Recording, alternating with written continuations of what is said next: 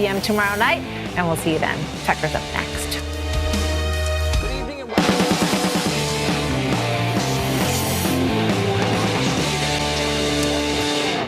Good evening and welcome to Tucker Carlson Tonight. We have exclusive new reporting on a story that has turned Washington upside down and caused more intrigue than anything in the city I've seen in 25 years. As, of course, you've heard, independent counsel Robert Mueller's investigation has zeroed in on its first targets.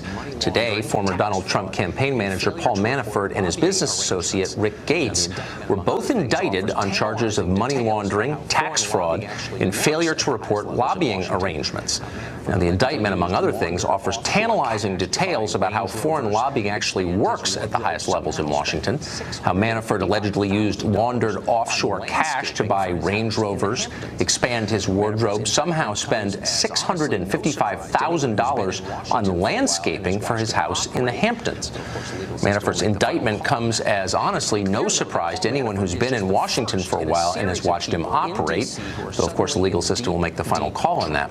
It's pretty clear, though, that Paul Manafort is just the first in a series of people in D.C. who are suddenly in deep, deep trouble. Who's next? Well, reading between the lines of the indictment and talking to a number of our own sources, we think we've got a pretty good idea of that. Keep in mind that today's indictment never mentions Donald Trump's presidential campaign or the 2016 election. It only mentions Russia in passing, even though Russian meddling was the pretext for this investigation in the first place. Instead, the indictment catalogs Manafort's efforts to lobby on behalf of pro-Russia groups in Ukraine. The indictment goes into great detail on the relationship between Manafort and two mysterious groups described in the document as Company A and Company B. Those companies, we can report tonight, are Mercury LLC, that's led by former Republican Congressman Vin Weber, and the Podesta Group, founded by Tony Podesta and his brother John, whom you'll remember as Hillary Clinton's campaign chairman. None of this will come as a shock to viewers of this show. Last Tuesday, we told you that the Mueller investigation is no longer primarily a search for Russian collusion in the 2016 race. It is now a much far-reaching inquiry into corrupt lobbying practices across D.C., one that is very likely to ensnare figures close to Hillary Clinton. In press accounts, Mueller's investigation is still framed as a hunt for collusion between Donald Trump's presidential campaign and the government of Russia. Our source says investigators are, in fact, very interested in Manafort's behavior while he ran the Trump campaign, but otherwise that description is mostly bogus. The investigation has broadened now to determine which people and which organizations in Washington have spent years working secretly as de facto operatives on behalf of Russian government and business interests. The Podesta Group is chief among these. Quote, they are more focused on facilitators of Russian influence in this country, says our source, than they are on election collusion. The Podesta Group, he says, quote, is in their crosshairs. Well, that segment, which ran last week, provoked a snarling legal threat from Tony Podesta today, designed to shut us up. That's not going to happen, obviously, but we'll tell you a lot more about it in just a minute.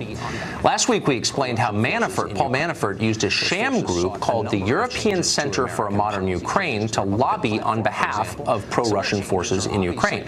Those forces sought a number of changes to American policy, changes to the Republican platform, for example. Some of the changes are obviously contrary to America's interests and values. Among them, they wanted the U.S. government to support the imprisonment of one of the Ukraine president's political opponents. Shady does not begin to describe this operation. Even some of Tony Podesta's own employees thought the whole thing was disgusting. Well, today's indictment confirms our reporting on this. It describes the Center for Modern Ukraine as a fake organization, merely, quote, a mouthpiece for the Ukrainian president, Yanukovych. The indictment also confirms that the lobbying groups Manafort hired in Washington, including Tony Podesta's, knew perfectly well that the Center for the Modern Ukraine was fake when they signed on to represent it. According to the feds, Podesta's company was told explicitly they would be lobbying on behalf of the Ukrainian president. In November 2012, the indictment says, Manafort's business partner explicitly requested reports on lobbying activity by both those companies so that he could brief the president of Ukraine, Yanukovych, on what they were doing. It couldn't get dirtier. But despite apparently knowing they were acting as foreign agents of a foreign government, the Podesta Group never registered as foreign agents. Failure to do that is against the law. In April 2012, the Podesta Group filed documents with Congress relating to its work with the Center for a Modern Ukraine. At the time, they falsely claimed that group was just a foreign NGO. The Podesta Group's filings contained a declaration by the Center for Modern Ukraine that, quote, none of the activities of the center are directly or indirectly supervised, directed, controlled, financed, or subsidized in whole or in part by a government of a foreign country or a foreign political party. That declaration, false, was endorsed as true by Kimberly Fritz, now the CEO of the Podesta Group and a former Jeb Bush staffer, all apparently a lie. Moreover, according to today's indictment, the Podesta Group must have known it was a lie when they signed that document. Under the law, the firm should have immediately registered with the government, the U.S. government, under the Foreign Agents Registration Act. Instead, the Podesta Group waited until spring 2017, this year, to do that, and then somehow applied the status retroactively. By that point, the Center for a Modern Ukraine had effectively been out of business for 3 years. It was a little late. Interestingly, the Podesta Group filed those late papers just weeks after media outlets began reporting that law enforcement was investigating Manafort's offshore bank accounts. Connection? But wait, why would Ukrainian interests hire Tony Podesta in the first place? Well, according to a former Podesta employee we spoke to over this weekend, even foreign officials in distant lands understood that Tony Podesta's brother was John Podesta, a key Clinton confidant. It was widely known the two brothers had dinner together every Sunday night. Quote, that's not something we hid from clients of the firm. They loved hearing that. Even a native Russian speaker could grasp the point of all of this. The Podesta Group was hired by Paul Manafort on behalf of foreign clients because the company was perceived to have a direct line to powerful politicians. John Podesta was Hillary's campaign chairman. Tony Podesta had been friends with Bill Clinton since the midterm elections of 1970. Influence peddling 101. How central were the Podesta's political connections to their profit model? Consider this. The firm's billing dropped dramatically almost immediately after Hillary Clinton lost the race for president. That tells you a lot. Mueller's investigators apparently have figured this out. Today, Tony Podesta resigned as head of his company. His excuse? Us. That's right, he blamed us. In his parting statement, Podesta said this, quote, it is impossible to run a public affairs firm while you're under attack by Fox News and the right-wing media. Well, Podesta isn't just complaining about us, though. He's threatening us. This afternoon, we got a letter from Jeff Garanther. He's a lawyer with Venable LLP, a big law firm here in D.C. The letter demands that this show, quote, immediately cease and desist disseminating false and misleading reports about Mr. Podesta and the Podesta Group. It demands we retract and delete all our prior reporting on the Podesta Group and warns that if we don't do this, quote, Mr. Podesta may pursue legal action, including for damages, in order to fully protect his rights. The letter doesn't stop there, though. It also warns us that we will face legal action under the Copyright Act merely for quoting from this letter publicly, as we just did. The most amusing line, though, is this one. Quote, Paul Manafort did not work with the Podesta Group in its representation of the European Center for a Modern Ukraine. That's what the lawyer's letters told us. Apparently, that lawyer hasn't read the Manafort indictment yet. In paragraph 22 of that indictment, we read this, quote, at the direction of Manafort and Gates, companies A and B engaged in extensive lobbying on Ukraine. The indictment also says that the Podesta Group and Mercury were selected personally by Paul Manafort to lobby on behalf of Ukrainian interests. So if John Podesta's legal team has a complaint, it's not with us, it's with the Department of Justice in the Mueller investigation. But maybe we're being too literal about this, probably so. Podesta's lawyer wasn't trying to inform us of anything, but to threaten us, to shut down our reporting on his client. One lawyer we talked to earlier today said the Podesta people have used this tactic with others before. It's common. It's an effort to use fear to control press coverage. We're not intimidated. We have ample evidence from Mueller's indictment and from a number of confidential sources to paint a pretty clear picture of exactly what the Podesta Group was doing for years here in Washington. We'll let the facts speak for themselves. And we're confident the Mueller investigation will be revealing a lot more about Tony Podesta's lobbying practices in the near future. In the meantime, if you're looking for a summary of all of this, here's the one-sentence cliff note to the whole affair. The chairman of one major presidential campaign colluded with the brother of the chairman of the other major presidential campaign to enrich themselves by secretly advancing the interests of a foreign adversary. That happened. That's the swamp they told you needed to be drained. Jonathan Turley teaches law right in the middle of the swamp. He's a professor at George Washington University Law School, and he joins us tonight. Mr. Turley, thanks for coming on. Thank you. So you don't often hear of people prosecuted for violating the FARA Act, the legal requirement to register as a foreign lobbyist when you lobby for a foreign government. A lot of people here do it. Very few, relatively few register. Why is that unenforced? Well, it's only been a handful of prosecutions, and to have it in this mix is odd. It's like being chased by a bunch of Rottweilers and a Chihuahua. It's not exactly a fierce charge to face, but it was brought in this case, and I think it sends a signal to others like Flynn, like Tony Podesta, that these are charges that could be brought. I think this indictment is saying that the special counsel is prepared to indict anyone for anything within his mandate. But he's clearly focusing on these types of financial transactions and registration violations. Now, FARA violations are a bit deadly in one sense, and that is some of these violations are registration violations. Jurors tend to treat those as basically cut and dry. If they're convinced that you had to file, then you're guilty. So you can secure these types of convictions. But they're in a mix with very serious crimes. Well, but they seem serious. I mean, look, this whole investigation appears to be focused on the question of foreign influence. How do foreign governments affect American policy? The decisions our government makes.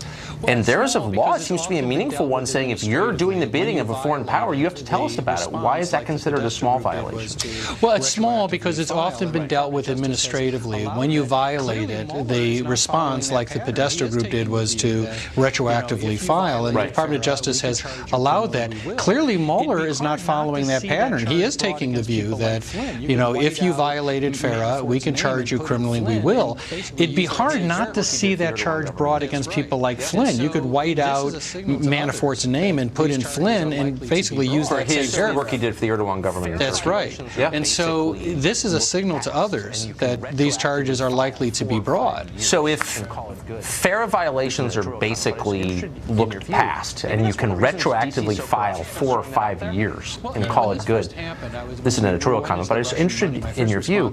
Maybe that's one of the reasons D.C. is so corrupt, just throwing that out there?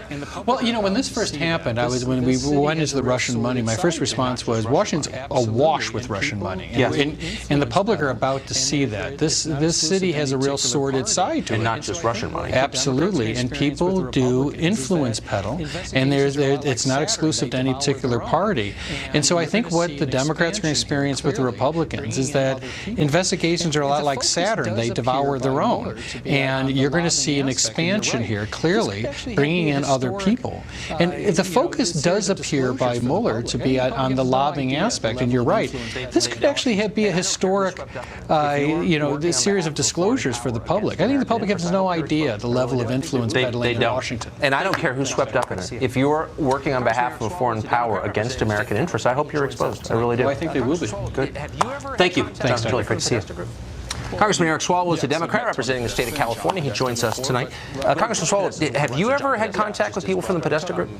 Well, yes, I've met Tony Podesta and John Podesta before, but Tony Podesta is the one who runs it. John Podesta is just his brother. But Tucker, but I'm wondering. The name you should mention is George Papadopoulos. You didn't mention that name. He pled guilty to working with the Russians and then lying about it to the FBI. That is absolutely right. You're not. Well, I think there are many stories of the day, and this is not simply the story of the day. It's the story of the last 30 years that I've been in D.C., where foreign governments control what the U.S. government does, and nobody out there beyond Washington even knows that it's going on. But only one. So when I actually, that's not true. Actually, look, it's not even about teams. Russia attacked our democracy. Today, someone pled guilty to lying about working with the Russians. We now know that the Podesta group, and by the way, Mercury, which is run by a former Republican congressman, I'm not flacking for them. I'm just just being honest. I think it's a big deal if foreign powers give money to lobbyists and then it changes the way the rest of us live and we don't know about it. Well, Podesta Group's never given money to me, but what I do know is the Russians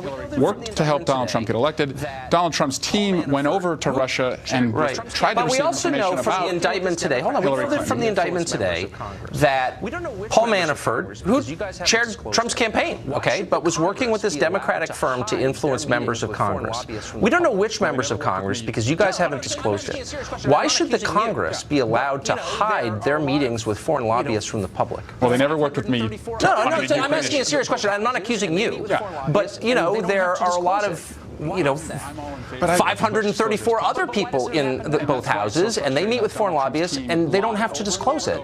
Why is that? I'm all in favor of as much disclosure as possible. But why doesn't it happen now? And that's why it's so frustrating that Donald Trump's team lied over and over and over about their contacts with Russia. You're part of a body and now that's been exposed. Hold on, that is routine. Look, this is in the process of being exposed. This stuff is going on at many levels. A lot. That's why I'm asking you these questions, and you're part of it because the body you serve in hides it from the public. Why is Congress allowed to hide meetings with foreign lobbyists from the public? I don't understand that. I am doggedly focused right now on a country that attacked us. Yes, a campaign that including in the Congress where you work, and you're sure part of that's this. Exposed. No, I'm asking you. I'm asking you. Yeah. I'm in favor of more disclosure. But how about total disclosure? How about if a foreign lobbyist from Russia or any other country, Turkey, any country, meets with any member of Congress or their staff, why isn't it disclosed now? It should be. But why isn't it? It should be. What have you done? The Republicans are in the majority. If I agree. Look, I agree. I'll be the first to run out there and say, let's do that. Well, I haven't heard you mention that, though. Yeah. It's almost like Congress has a special carve-out where you can kind of do whatever you want, no one knows. I have an issue right now where I'm trying to get, as much progress on an investigation where barriers are being put up every day. And I think Congress is erecting its... No. The investigation today told us, and it's in the indictment. I know you read all 31 pages. I did, spellbound this morning. There's actually more pages than that. There are 14 pages of a guilty plea of a guy who was a senior foreign policy advisor who Donald Trump called an excellent guy. Well, if he was a senior foreign policy advisor at the age of 30, for no pay, I mean, that's the president's judgment, not ours. Well, okay, look, but I'm just saying, the indictment says that these guys, Manafort, who just got indicted today, Gates, who worked for him, hired these two firms, primarily, I think, the Podesta Group, and the Podesta people sent lobbyists up to the Hill to lobby on behalf of pro-Russian Ukrainian politicians. They met with a bunch of different members of Congress. When are we going to find out who they met with? Yeah, after we find out who on Donald Trump's team. What do you mean after? You're in Congress right now. Why they continue to obstruct? Why are you obstructing it? Because why don't you go up there and demand Nancy Pelosi order every Democratic member who met with a Podesta Group rep on behalf of Ukraine to admit it? Do you think this is more important than our democracy being attacked and still being under attack? This is our democracy being attacked. It's the Congress, our legislative body, in which you serve, met with Russian agents, and they're not telling us who. And I don't know why. At the very moment we're talking about, what did Russia do to hack our democracy? Anyone you who were part of it. Should say that they met with the Russian agents. No, it shouldn't be voluntary because what member of Congress say, oh, by the way, I was part of the hacking of our democracy. Why don't you make them? Russia. Not Russia. You're calling me Russia. I love it. We're under attack. We need to stop a country and you were standing right at ground zero for that attack. And I mean, you were right there. Don't act like this was happening in someone else's Congress. This was happening in my office. Congress. Well, I'm not saying it was. I'm saying you're here as not just a congressman, but a member of a larger body, a member of Congress that was implicated today officially by the Justice Department as part of this conspiracy to subvert our democracy. Let me tell you, I'm asking, what do you do? I'm under? A country attacked us. A presidential campaign worked with that country. I can't even get my Republican colleagues to be curious enough to understand. Really? Well, then that's let's start a moment of bipartisan comedy, as they used to call it, with a T, not D. And why don't we both agree that every member of Congress should voluntarily tomorrow morning reveal every foreign agent he or she has met with in the last 10 years? Great. Let's call for that right now. More disclosure. Will you do that? Yeah. No, not more disclosure. I'll tweet it at you tomorrow morning. Specific disclosure. You'll hear it. Why don't you look into the camera and say, my colleagues, if you met with the Podesta Group's agents of Ukraine, please admit it. My colleagues should worry about a democracy that was attacked and a presidential campaign that covers it up. That's the most important thing. What about a Congress that covers it up? The campaign's over. The Congress is still there, I noticed. Let's get traction on that, because that's our democracy. How much money do you think Tony Podesta gave to the DCCC last year? Did you take any money from them? He gave $30,000. And I'm wondering, all the people who are benefiting from Russian money flowing through the Podesta groups, are they going to give it back? Let's just talk American to American. I am. That's what I'm saying. I'm saying the Congress of the United States. Politics aside. Was subvert. No, it's not political. Do you agree that Russia attacked us? It sounds like they were up and walking the halls of your building, suborning members. That the Trump campaign has lied about the contacts they had with Russia? Well, I don't know. It sounds like a guy got indicted today. You don't see me defending that. I do see you everything we can to make sure it never happens again. Yeah, by starting within their own backyard, admitting their own complicity in this. I didn't come here to defend one person. I came here to defend America. You didn't come here. You didn't come here to have the truth thrown at you, which is the body in which you serve is every bit as much as the problem as any other body in Washington. The Congress is influenced by foreign powers all the time, and you know it, and they won't admit it. No, I think a Trump campaign worked with the foreign power. Now we have to unwind. All right, figure out what happened. That's great. We'll get those members of Congress. Congressman, you're a brave man as always to come on. We can never get Democrat except you. Thank you. Ooh. Why have calls to investigate Hillary Clinton's connection to the...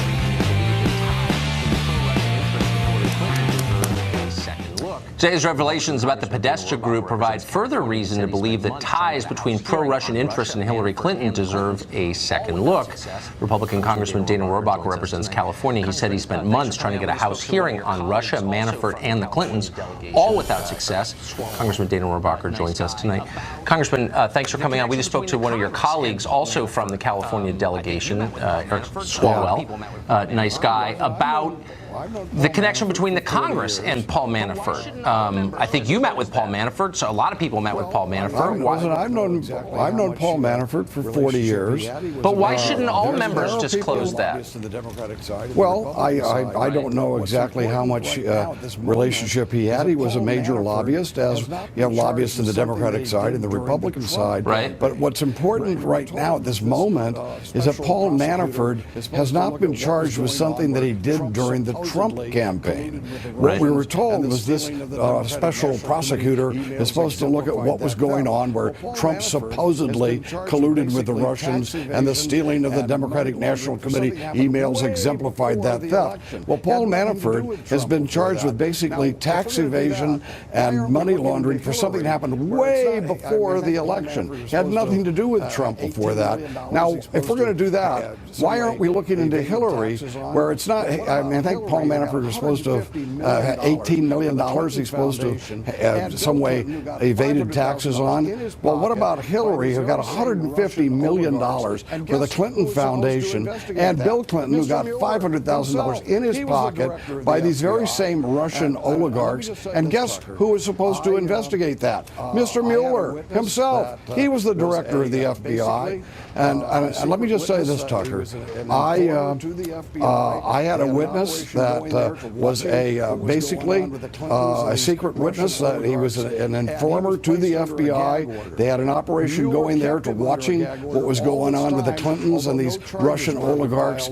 And he was placed under a gag order. Mueller kept him under a gag order all this time, although no charges were ever filed against the Clintons. That gag order, we finally got it released a couple days ago. And look, when people look back, who's being corrupted? Okay, no corruption is good. I mean, that's as simple as that. But having these people claim, you realize now, they never talk about the emails that were being hijacked by the Russians from the DNC, because now we know that the Russians didn't do it. And so they've dropped that. Now they got Paul Manafort on something he did way before the election. Now the American people have to understand, their attention is being diverted from the wrongdoing of the Clintons and this power grab of trying to prevent President Trump from assuming the powers that he received from the voters in the last election by disrupting that with these phony charges of collusion with the Russians. Well, a lot of people are making charges about things they themselves have done. I think Freud had a term for that. I can't transference, maybe something like that. Anyway, Congressman, thank you. I appreciate it. God bless. Thank you, Tucker. A new ad in the Virginia governor's race. Just like me. Everything. What's in your wallet? Violent racists. Well, a new ad by the Latino Victory Fund in the Virginia governor's race portrays supporters of Republican Ed Gillespie as violent racists who want to murder kids. Think we're overstating? Watch this.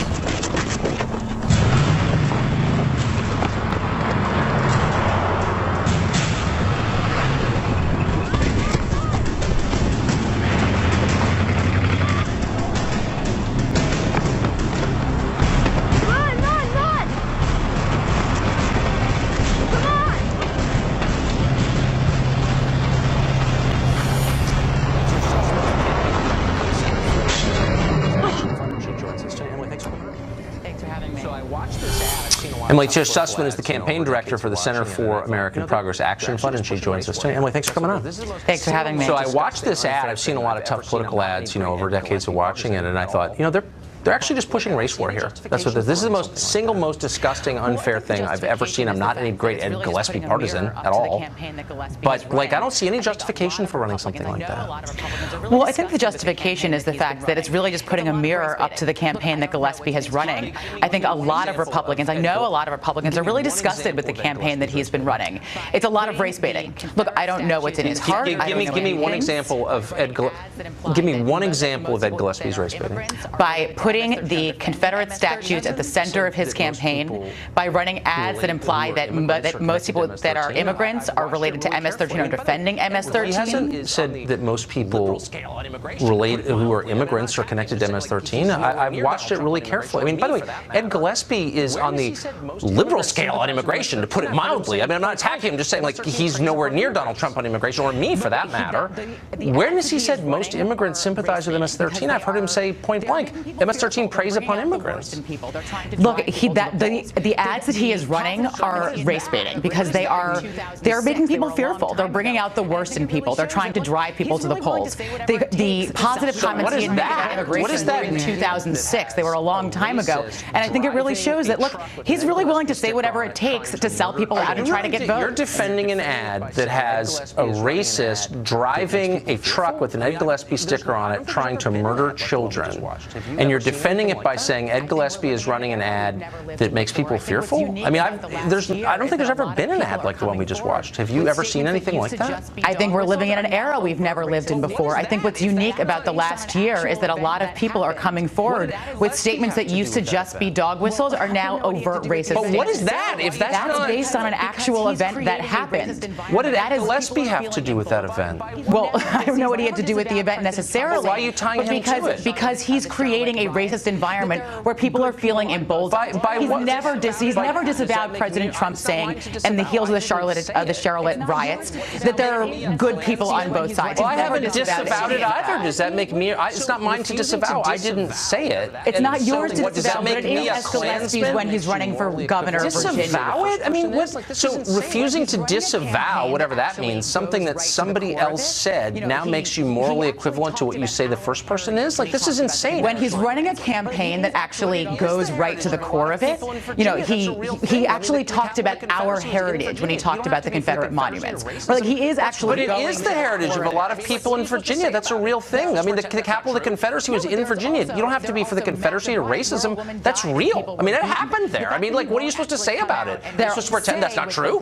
No, but there are also massive riots where a woman died and people were beaten. The fact that he won't actually come out and say, with both his policies and the rhetoric of his campaign, this is not something that we allow. What's sort of ironic is that he actually has a campaign slogan that is all for all Virginians. That's hardly the case. This is actually, you're playing with fire here, and the fire is race, and you're telling voters that Ed Gillespie hates them because they're not white, and there's no evidence of that at all, and yet some people are going to watch that and believe it, and it's going to bring us closer to some real conflict based on race. It's irresponsible to run an ad like that, don't you think?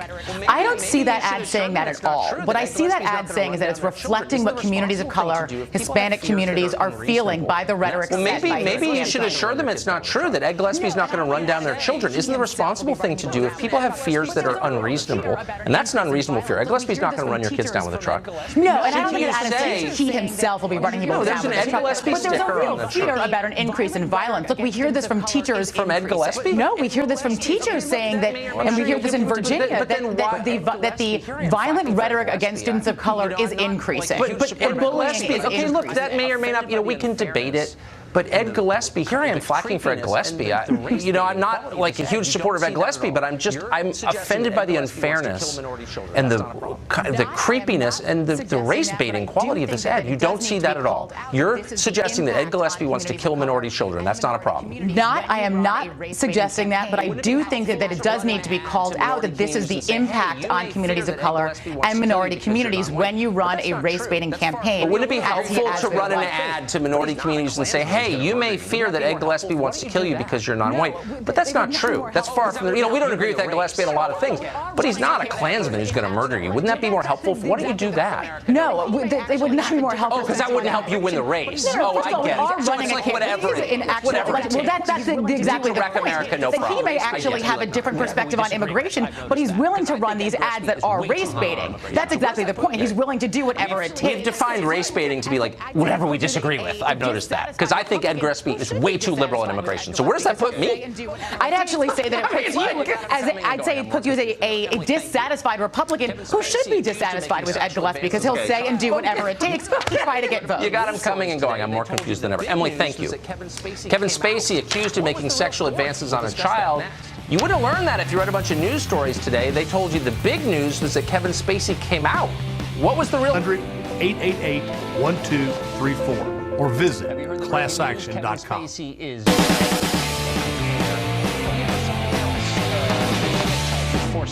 Have you heard the breaking news? Kevin Spacey is gay. Like you care.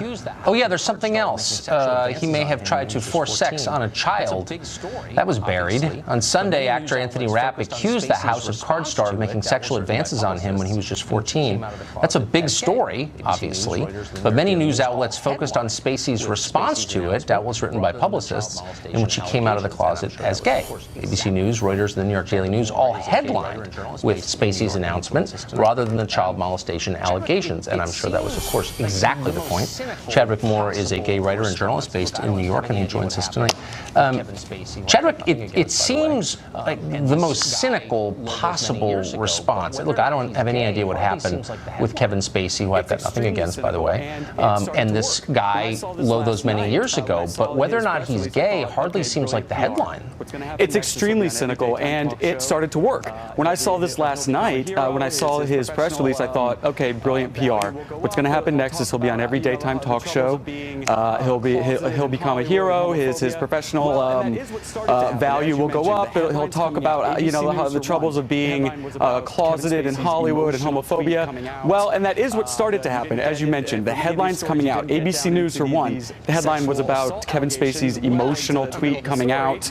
You didn't get it for many of these stories. You didn't get down into these sexual assault allegations well into the middle of the story, and it started to work. What they weren't counting on, like a Scooby-Doo villain, is all of these meddling internet trolls were going to step in and ruin it for them, and that's exactly what happened. Now we have big, powerful figures on the left in entertainment, like Rosie O'Donnell, who are really going after Kevin Spacey for this.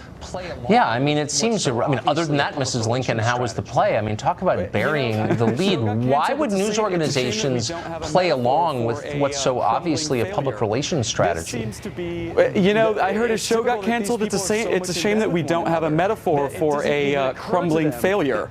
This seems to be, it's typical that these people are so much in bed with one another that it doesn't even occur to them that this reaction would be like this, that people would catch on to this and see how disgusting this was. Now, don't be mistaken for 1 second. If Kevin Spacey had been a good gay in Hollywood, if he had come out years ago, because people have known that he's been openly gay, basically living as an openly gay man for a long time, if he had come out, if he'd been at the GLAAD Awards every year, if he'd been on the cover of Out magazine, if he'd been this outspoken member of the gay community, they would not be dragging him like this. They would be trying to bury these 14-year-old, these allegations about that this person made when he was about things that happened when he was 14 years old.